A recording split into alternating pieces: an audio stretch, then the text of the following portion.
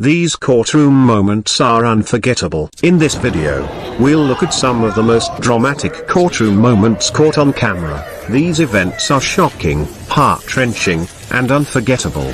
If you are the first time seeing our videos, we invite you to subscribe to our channel. As for our loyal viewers, we invite you to hit that like button if you like the video. Let's continue. Number 1. Dale Williams. Courtrooms don't get much more chaotic than this, and sometimes people take the law into their own hands. There was no order in this courtroom as two brothers attacked their mother's killer. It's clear that this wasn't a spur of the moment. It was planned. One of them was beside Williams near the podium when they grabbed him. The other brother then jumped over the railing and started attacking Williams. Deputies broke up that fight, but not before Stewart got teased. As you can imagine, the trial didn't continue that day because of all that commotion. Sentencing was delayed. The next trial was a bit less dramatic. Today was a much different scene for Williams' sentencing. He was convicted of running Pleasure's car off the road in June 2017, causing her to crash along a busy street of Market Street and Youngstown. He then shot and killed her on the sidewalk, all during the morning rush on camera. Also on trial were the two sons, Anthony Dees and Jerome Stewart, charged right now with assault and obstructing official business. Number 2. Clifford Thomas. During the sentencing, the father of the victim knew that this might be the last time he would ever see this murderer of his child, so he didn't waste this opportunity.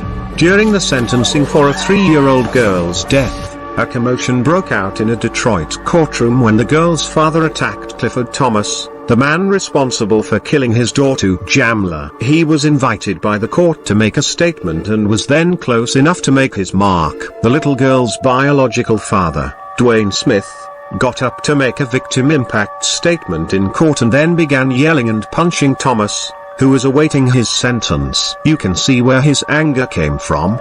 The father had left his child with this man and the child's mother, and she had been physically abused, resulting in her death. Authorities say the girl had bruises on her head and chest consistent with abuse. Surprisingly, the judge didn't press any charges against the father, as no one was seriously harmed. The killer refused to prosecute the father but, understandably, had to leave the courtroom. Later in the day, the mum was sentenced to 14 to 25 years for a child abuse conviction and 15 years for a manslaughter conviction. Number 3. Daniel Nicholson.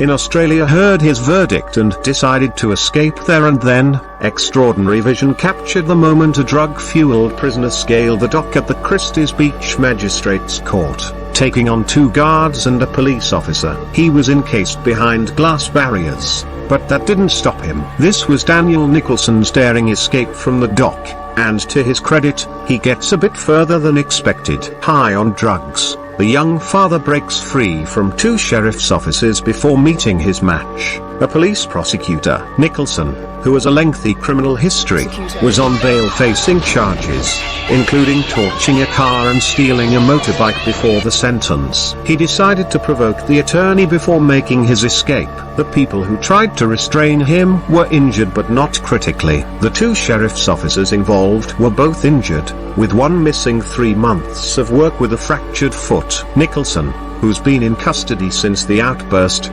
claims he's remorseful. Number 4. Michael Madison. Michael Madison is the next case that gives a window into how a true sociopath thinks. One of his victim's family members was testifying, and he decided to smirk at him. You won't believe what happens next. The man in question soon spoke to CNN. Do you look him in the eye?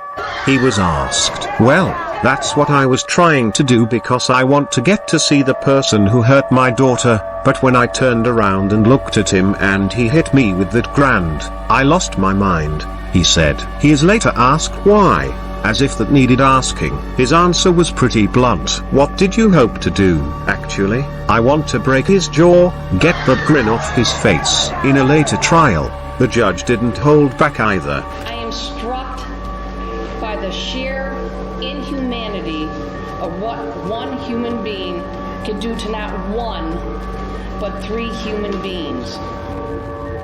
Number 5. Randall Margraves. Our next case is incredibly heartbreaking. A victim's family member has an unusual request. To grant me 5 minutes in a locked room with this demon. I have Would you do that? that is not Yes how or our... no? No, sir, I can't. Would you give me 1 minute? You know that I can't do that. Having asked nicely and gotten his answer, he decides to go for it anyway.